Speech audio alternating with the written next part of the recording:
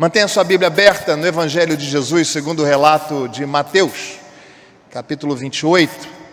Nós vamos olhar para este texto e vamos ouvir de Deus aquilo que Ele quer falar ao nosso coração. Feche os olhos, nós vamos clamar que por meio do Seu Espírito sejamos iluminados. Nosso Deus e nosso Pai, nós nos chegamos à Tua presença em nome de Jesus. O nome que é sobre todo nome, o nome pelo qual importa que sejamos salvos. E clamamos a fim de que o Teu Espírito ilumine a mente dos Teus filhos, a fim de que discernamos as maravilhas da Tua lei. Precisamos ouvir a Tua voz, precisamos que o Senhor nos oriente, e isto só pode acontecer por meio da Tua palavra. Então fala-nos nesta manhã, Senhor, com poder. Fala-nos com autoridade, porque nós cremos e temos vivido a verdade de que quando Tu falas não há quem te possa resistir. Então fala-nos nesta manhã, Senhor, é a nossa oração, em nome de Jesus, amém. Existe um poeta na literatura nacional chamado Mário Quintana. Eu não sei quantos gostam de Mário Quintana, ou se pelo menos ouviram falar este nome durante o tempo de ensino médio e de preparação para o Enem. Quantos leram a poesia de Mário Quintana? Mas importa dizer que Mário Quintana é alguém bem próximo a nós, é do nosso tempo. Ele é nascido em 1906 e viveu até 1994, ele é considerado um autor da segunda fase do modernismo. E passada esta etapa da aula de literatura, eu quero compartilhar com você um texto de Mário Quintana, embora breve, muito especial e muito bonito. Inscrição para um portão de cemitério é o título da sua poesia. Inscrição para um portão de cemitério. E Mário Quintana diz assim: na mesma pedra se encontram, conforme o povo traduz, quando se nasce, uma estrela, quando se morre, uma cruz. Mas quantos que aqui repousam, hão de emendar-nos assim: ponham-me a cruz no princípio e a luz da estrela no fim. Você pode não ter entendido o que Mário Quintana disse, mas você há de convir comigo que ele falou muito bonito. Pastor, eu sou de exatas, eu não gosto de poesia. Você pode até não gostar, e alguém sorriu afirmando assim: pastor, está falando comigo. Mas que é bonito é. Este texto de Mário Quintana, então, fala brevemente a respeito da morte. Aliás, é isto que ele evidencia a partir do próprio título: inscrição para o portão de um cemitério. E ele diz o seguinte: nós temos por hábito identificar com uma estrelinha a data de nascimento e com a cruz a data do falecimento. E Mário Quintana, então, o poeta das coisas simples, diz o seguinte: quantos que, se pudessem, e que aqui estão, não nos diriam: coloque a cruz no início e a luz da estrela no fim? Ora, o que Mário Quintana, na verdade, o eu poético ou o eu lírico querem expressar é tão somente o seguinte: que já que a via da vida é uma via tão dura, é uma via tão complexa, é uma via tão cheia de dores, então que se coloque a cruz na data de nascimento.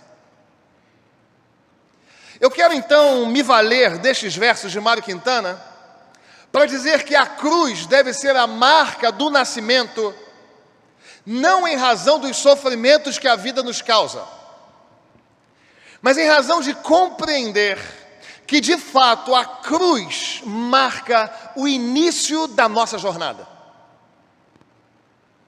por entender que a vida humana só é significada de fato e plenamente a partir da cruz do Senhor Jesus. O texto que nós lemos é o texto do último capítulo do Evangelho segundo o relato de Mateus. E ele passa pela realidade do pós-morte de Jesus. Quando irmãs do passado vão ao sepulcro, procurando aquele que havia ressuscitado dos mortos, e chegando lá, procurando o morto, recebem um relato de que ele estava vivo, conforme havia falado.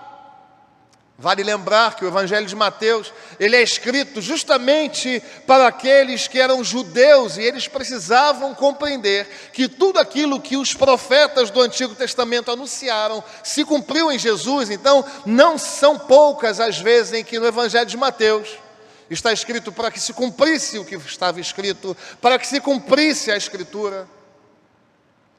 Então, mais uma vez, para que se cumprisse a Escritura, aquele que fora morto na sexta estava vivo agora. E aí, então, o Senhor se apresenta a estas irmãs. E elas se ajoelham, se dobram aos seus pés, o adoram. E o Senhor fala: olha, vai lá e avise para os discípulos que é verdade tudo aquilo que eu prometi, e que eu vou ao encontro deles. E no meio deste texto há o relato daqueles que tentam fazer desta verdade, aliás, da maior verdade da nossa vida, uma mentira.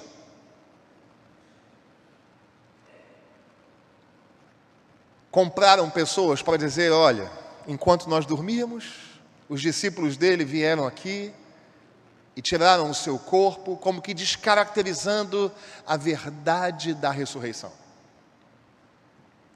E o texto então segue, o Senhor se encontra com os discípulos e os envia. Num texto clássico lá do final do Evangelho de Mateus: toda autoridade me foi dada no céu e na terra. Ide, portanto, fazei discípulos de todas as nações, ensinando-os a guardar todas as coisas que vos tenho ordenado, batizando em nome do Pai, do Filho e do Espírito Santo. Este é o texto, então, sobre o qual nós vamos pensar nesta manhã de domingo. E eu quero propor aos irmãos a reflexão no seguinte tema: os benefícios da ressurreição do Senhor Jesus. Os benefícios da ressurreição do Senhor. Porque se nós hoje estamos aqui para adorar a este Senhor que é vivo, nós temos que ter nos lábios um sorriso contagiante, uma alegria incontida. Porque nós só estamos aqui na adoração do Deus eterno, em nome deste Senhor Jesus Cristo, que venceu a morte. Então nós temos motivos para estarmos felizes nessa manhã de domingo. Nós só vivemos porque Ele está vivo. Aleluia! Louvado seja o nome do Senhor Jesus. E eu quero então brevemente refletir com os irmãos a respeito dos benefícios da ressurreição do Senhor. Benefícios que alcançaram a mim e que alcançaram a você, e que alcançaram a todos os eleitos de Deus. Em primeiro lugar, a ressurreição apresenta a certeza de recomeço para os discípulos. A ressurreição apresenta a certeza de recomeço para os discípulos. Nós vamos olhar os versos 7 e 8. A palavra de Deus diz assim: e depois depressa, e dizei aos seus discípulos que ele ressuscitou dos mortos e vai adiante de vós para a Galileia. Ali o vereis. É como vos digo. E retirando-se elas apressadamente do sepulcro, tomadas de medo e grande alegria, correram a anunciá-lo aos discípulos. Vamos compreender qual foi o contexto da sexta. O contexto da sexta é o contexto da covardia. O contexto da sexta é o contexto da negação. O contexto da sexta é o contexto daqueles que negaram o Senhor. O contexto da sexta, então, é de uma história que havia encerrado, de um relacionamento abalado profundamente por meio da traição. Mas a ressurreição do Senhor evidencia para eles e para nós que em Cristo Jesus sempre há a possibilidade de um recomeço. 2 améns, eu vou tentar mais uma vez. Afirmar que o Senhor Jesus ressurgiu dos mortos apresenta para mim e para você a certeza de que nele a nossa história é reescrita. Louvado seja o nome do Senhor. Uma vez ressurreto, o Senhor manda avisar aos discípulos. Em Marcos está especificamente a expressão: vá avisar os discípulos e a Pedro. Como que dizendo, se ele negou, uma vez que eu sou bom, uma vez que eu sou o Senhor, uma vez que eu sou todo de misericórdia, eu perdoo aqueles que me viraram as costas sendo meus amigos. Afirmar a ressurreição é compreender que a nossa vida é validada no perdão do Senhor Jesus Cristo. Compreender a ressurreição, então, é perceber que nós somos justificados nele, conforme Paulo aos Romanos, no capítulo 4, no verso 25. Assim, se você pecou, se você errou, se você se entregou a prazeres, se você negou a fé, se você foi banido ou baniu-se da presença do Senhor, se você se afastou dele, se a sua fé anda cambaleante, se você guarda no coração pecados que só você conhece, eu quero dizer para você que a ressurreição do Senhor Jesus atesta para mim e para você que há perdão nele. Há perdão no sangue derramado na cruz, há a possibilidade de reescritura de histórias, há a possibilidade de recomeço, louvado seja o seu nome. O pecado não é capaz de nos banir e de nos afastar da presença desse Deus que é bom.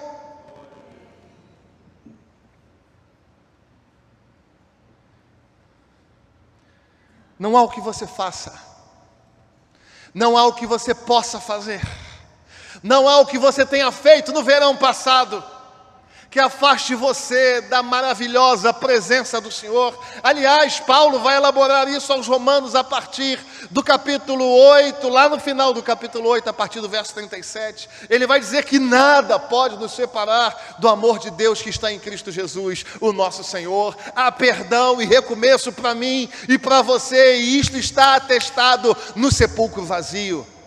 Louvado seja o nome do Senhor Jesus. Cristo morreu por você. Cristo morreu por mim. Cristo derramou o seu sangue em favor dos seus. Mas o fato de o sepulcro estar vazio atesta que este sacrifício é verdadeiro. Atesta que esse sacrifício é cabal. Conforme o escritor aos Hebreus afirma, não há necessidade de outros sacrifícios, porque este sacrifício nos coloca justificados na presença do Senhor. Basta a mim e a você confessarmos pecados, nos arrependermos dos pecados, abandonar uma vida de pecado, pedir perdão ao Senhor, porque por meio do sangue derramado na cruz, atestado pela vida do Senhor, nós somos alcançados por esse perdão. Sabe aquele pecado que você e só você e Deus e o diabo sabem? Se você confessá-lo ao Senhor Jesus que ressurgiu dos mortos, e se você pedir perdão e se arrepender quebrantado, e abandonar esta natureza, e abandonar este ato, abandonar esta prática, diz a palavra do Senhor que nós somos perdoados. E a ressurreição aqui atesta que nós somos justificados nele.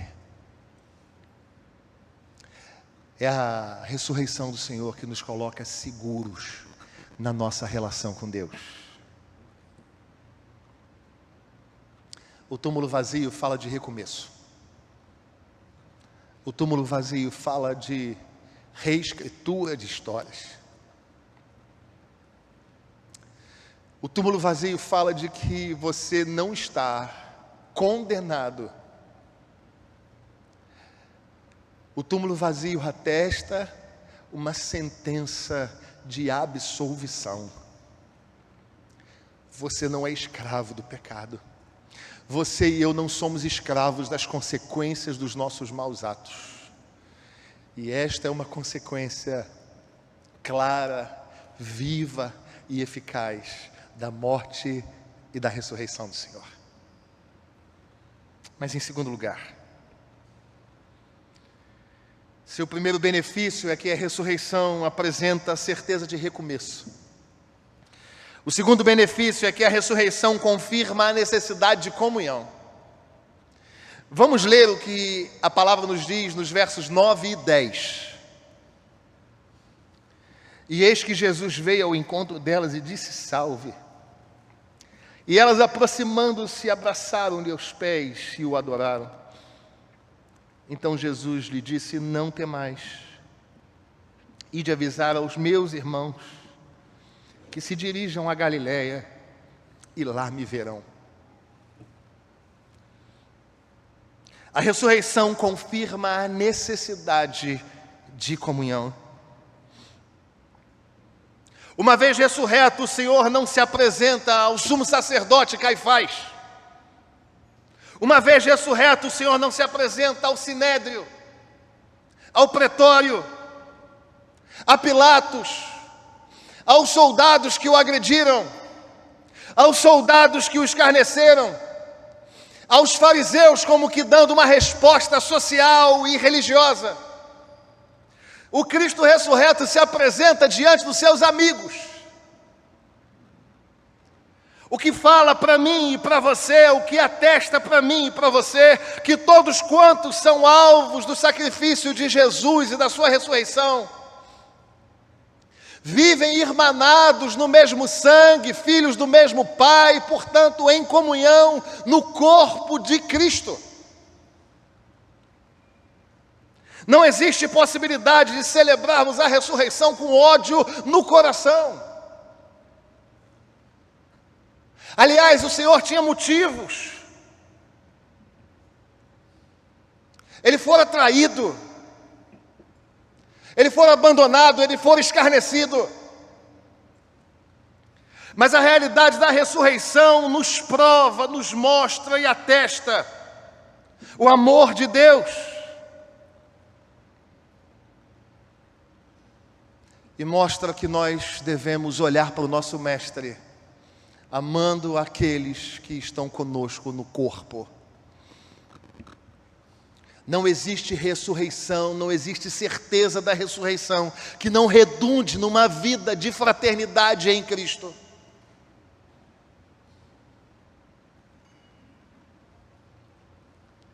É interessante como nós temos vivido dias de apologistas.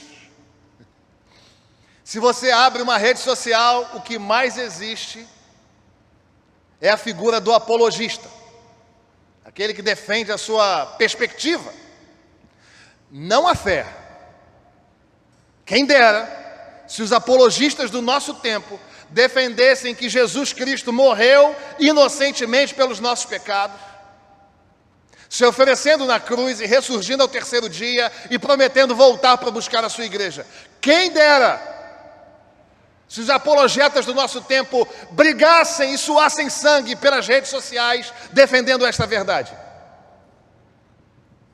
Mas não. É claro que entendemos a necessidade de afirmarmos aquilo que entendemos ser a nossa teologia. É claro que entendemos ser necessidade de afirmarmos aquilo em que cremos como fiel exposição da Escritura. Mas este é um segundo momento. No primeiro momento, apesar das diferenças, apesar daquilo que nos difere em nossa teologia, nós precisamos compreender, irmãos, que nós somos uma igreja, e a palavra do Senhor diz que nós somos uma igreja. Os nossos documentos históricos afirmam que só há uma igreja. E é interessante como nós somos envolvidos pelo nosso egoísmo. de achar que quando nós, nos nossos documentos, vemos a descrição de uma igreja, nós pensamos, é claro, somos nós presbiterianos. Sempre soube disso. Essa igreja que é una, é composta por calvinistas predestinados. Sim, eles também fazem parte disso, irmãos. Não tem dúvida. Mas quando nós entendemos que a igreja é una, que o sangue de Jesus Cristo comprou os seus filhos, eles podem ter sido plantados na Assembleia de Deus, na Igreja Presbiteriana, na Igreja Batista, Metodista, ele pode ser plantado nas mais diversas denominações, e apesar daquilo que nos difere teologicamente, há algo que nos une em Cristo Jesus. Somos filhos do mesmo Pai, irmanados no mesmo sangue. Portanto, gaste menos tempo com apologetas de teologia e abracem aqueles que enxergam a igreja do Senhor como una.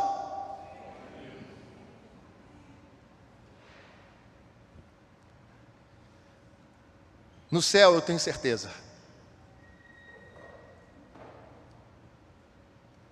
haverá filhos do Senhor, resgatados pelo sangue da cruz, que serviram nas mais diversas denominações. Isso nos coloca, irmãos, com um amor na nossa fala. Isso nos coloca com uma palavra temperada com sal naquilo que dizemos.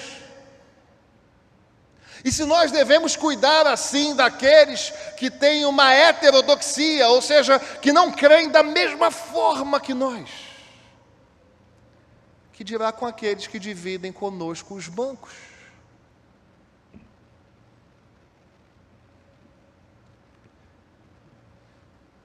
A ressurreição confirma a necessidade de comunhão.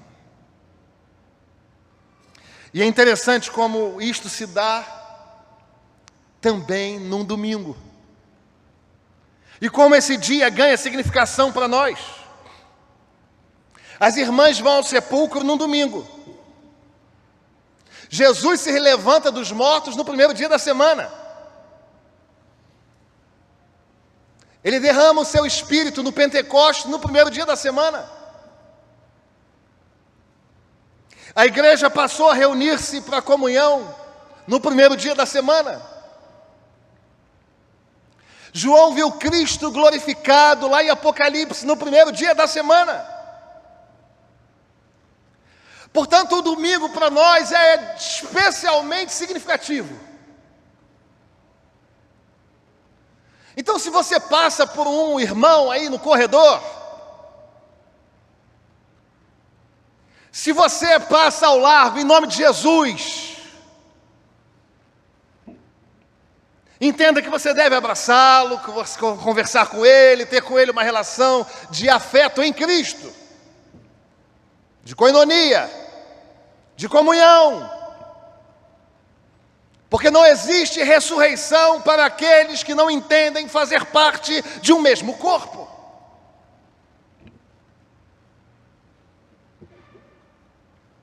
Paulo vai elaborar isso no capítulo 12 de Romanos,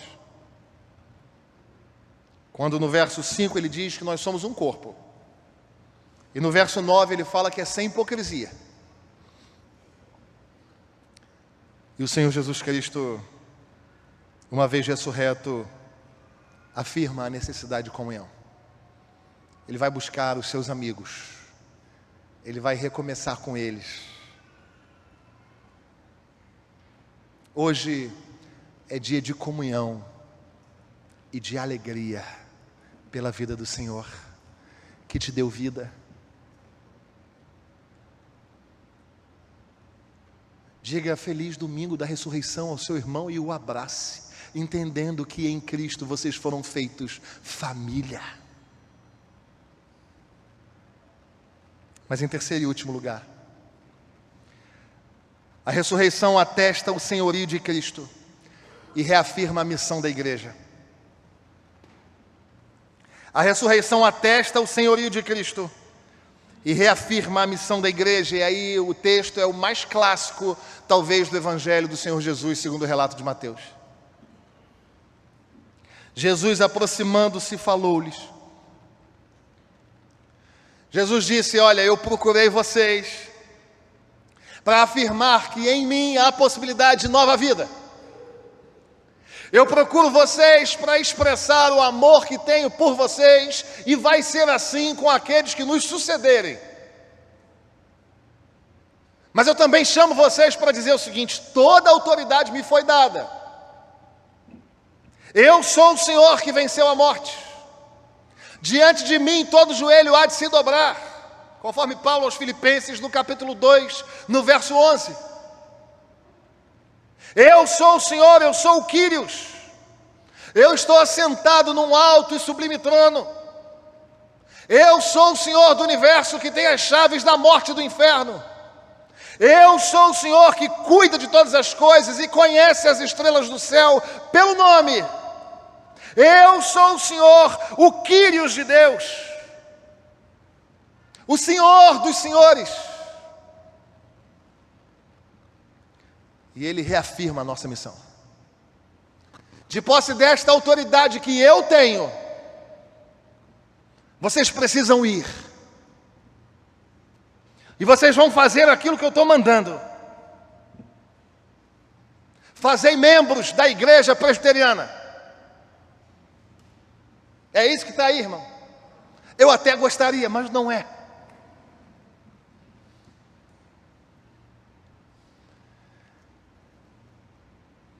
Fazei membros da catedral, é isso que está aí. Fazei religiosos que cumpram a lei, achando que o cumprimento da lei própria vai gerar para eles salvação, é isso? O que está escrito é: fazei discípulos.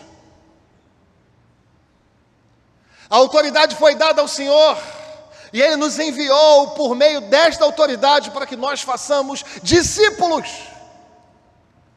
Você anuncia o Evangelho para quem?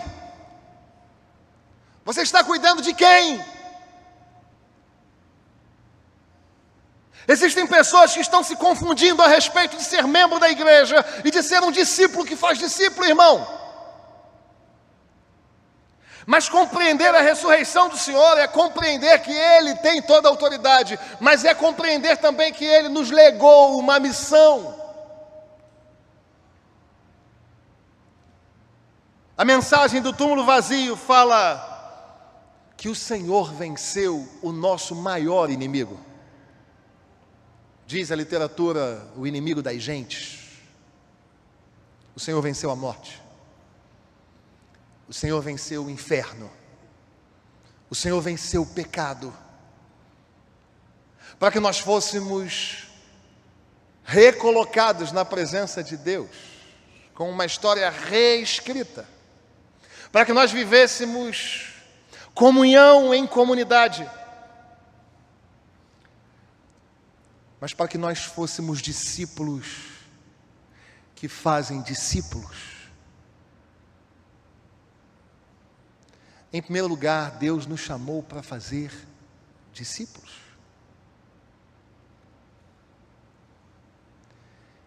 E não para ser, você pode colocar nesta lacuna uma diversidade de palavras. Se nós nos envolvêssemos com a mesma volúpia, com a mesma intensidade, com o discipulado, da mesma forma como a gente se envolve com tantas outras coisas, a Igreja Nacional seria diferente, irmãos. E afirmar que Cristo ressurgiu é afirmar que há perdão para nós. Fardo trocado. É afirmar que nós somos uma família em Deus. Mas é afirmar que nós entramos para a edificação, mas saímos para o serviço. Entender que o Cristo ressurgiu dos mortos, que o nosso Senhor venceu a morte. É compreender que nós temos uma tarefa. Quando nós saímos daqui, nós saímos para fazer discípulos. para anunciar este Senhor Jesus, para dizer que a morte foi vencida e que há vida para além dessa vida.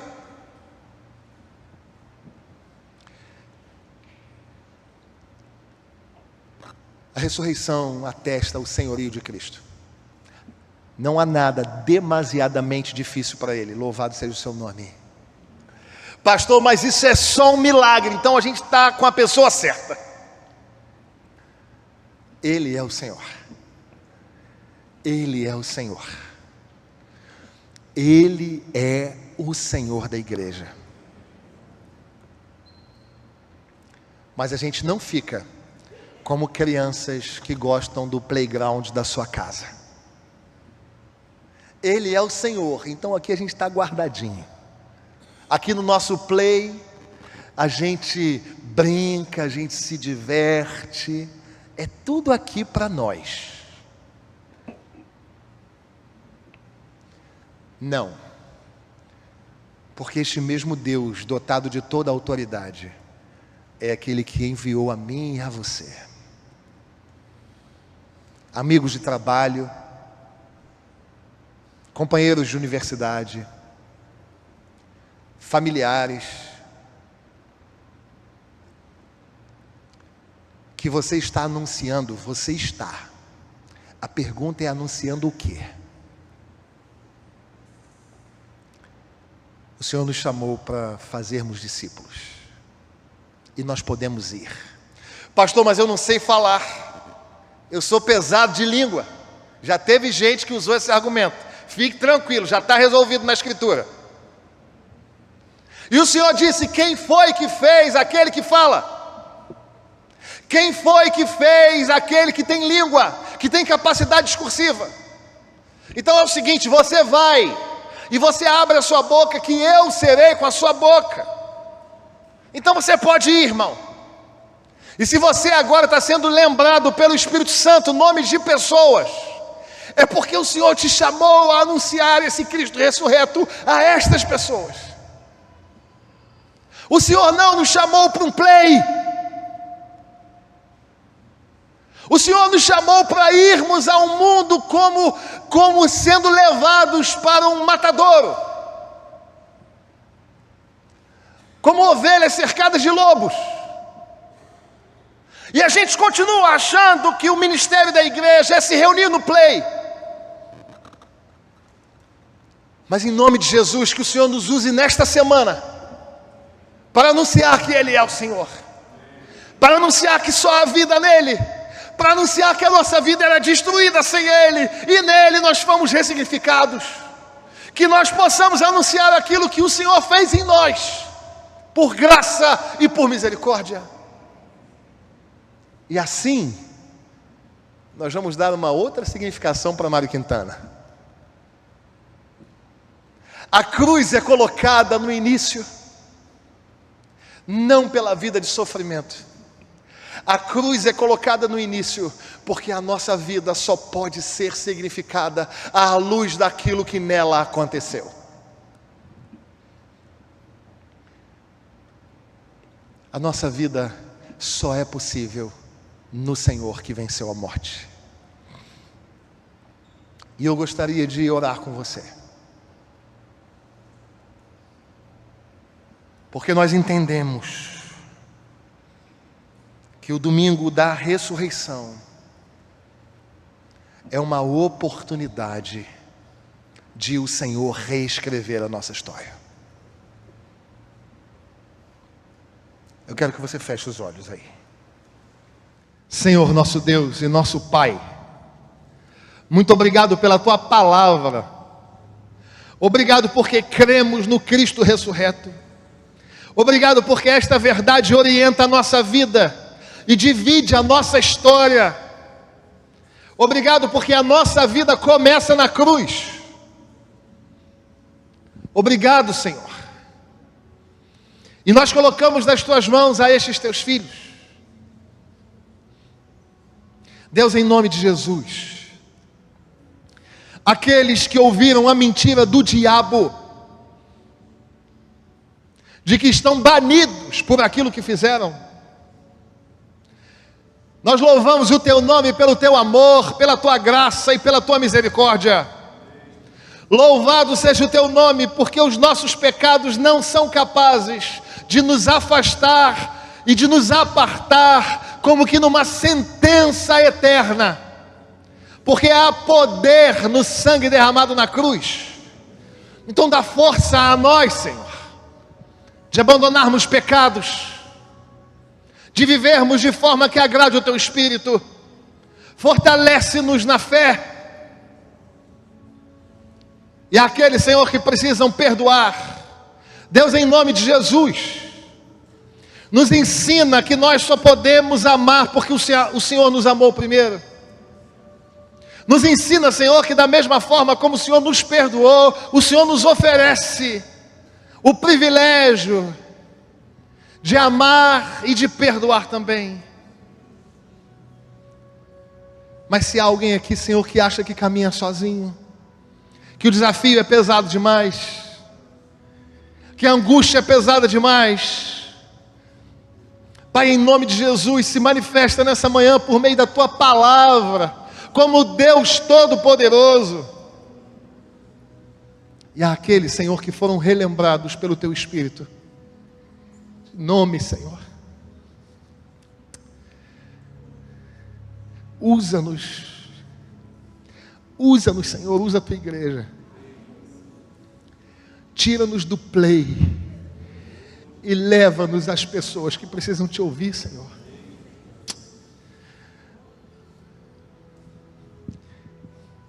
Que sejamos menos aquilo que a igreja nos diz que somos, e que nós sejamos mais aquilo que a Tua palavra diz que nós somos.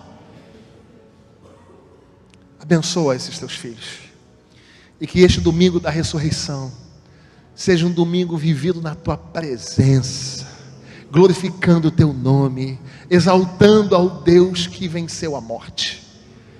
Louvado seja o Teu nome, Senhor. Obrigado pela Tua palavra.